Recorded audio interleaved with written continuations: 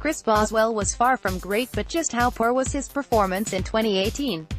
Whether you heard it from a Pittsburgh radio show, fan forum or on social media, there is a very good chance you heard statements proclaiming that Boswell was the NFL's worst kicker throughout the 2018 NFL season. Now Boswell's 2018 season was far from decent, it was in fact disastrous. The Pittsburgh Steelers kicker converted just 13 of his 20 field goal attempts while also missing 5 extra point attempts. Since he signed with the Steelers in 2015, Boswell has never missed more than 4 field goals in a season. This year he missed 7. Up until this season, Boswell had only missed 5 field goals in the 40 to 49-yard range. This year he missed 5 in that range alone. Again, it was a horrid season for the Steelers kicker, but is he deserving of the title of worst kicker in the NFL? From a fan perspective, the answer is an easy yes.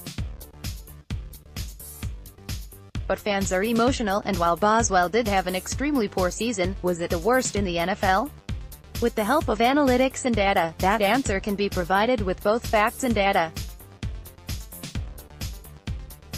In the chart below, I have compared every kicker's field goal percentage to their extra point percentage to see if a mediocre, average and elite category could be drawn from the data.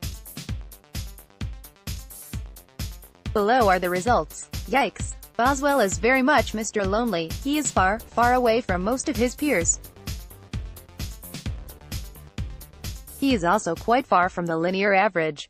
The Steelers kicker finished with the worst field goal percentage out of all kickers with a minimum of 16 attempted kicks, and his extra point percentage was third worst in the NFL. Based off statistics, there is a very good beginning argument to make that Boswell was the NFL's worst kicker in 2018. Now, let's add more context to the argument.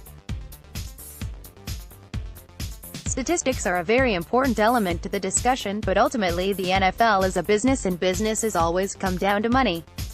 Success in the NFL is ultimately decided by getting the best bang for your buck. Extracting the best value out of your players is a proven indicator of success. Just ask the New England Patriots. So how does this tie into the Steelers and Boswell?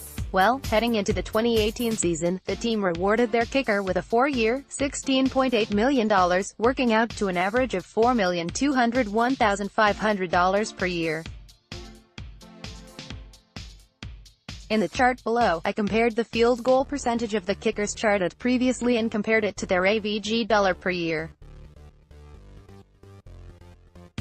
Note, numbers were provided by Over the Cap, and the chart was made before the Jacksonville Jaguars signed Josh Lambo to a 4-year, $15.5 million deal. It is another ugly reflection of Boswell's performance in 2018, especially when compared to his salary.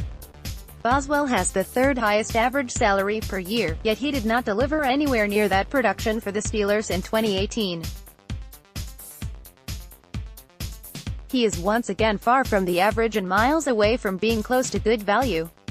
Majority of the kickers making more than $3 million per year on average returned great value for their ability, with the lone extreme outlier being Boswell. Another interesting detail to note is the amount of kickers on the very left who converted 80% or more of their field goal attempts at a relatively cheap rate. This is relevant for the Steelers as they are set to pay Boswell a $2 million roster bonus in March, but have spoken of their intentions to bring in competition for their struggling kicker. With the number of young kickers who have been successful while playing on rookie deals, perhaps cutting ties with Boswell and going into an open competition with fresh faces is an option worth considering. Determining that Boswell was very likely the worst kicker in the NFL in terms of his production for the 2018 season should come as no shock. What is more important is that in a league that thrives on value, the Steelers also got the worst value for their dollar when it came to their struggling kicker.